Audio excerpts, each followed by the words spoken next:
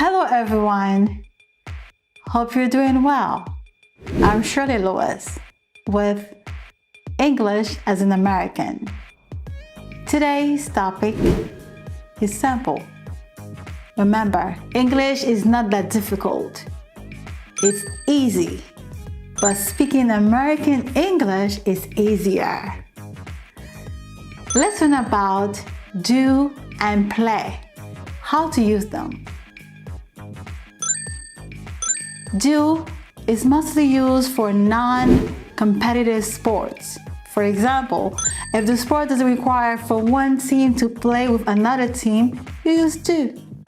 If the sport doesn't require for balls, like to play balls or to have balls in it, you use do.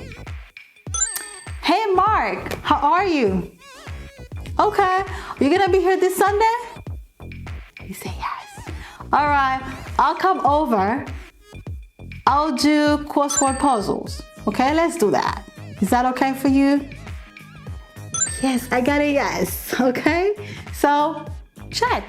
That's how you use do. Do play.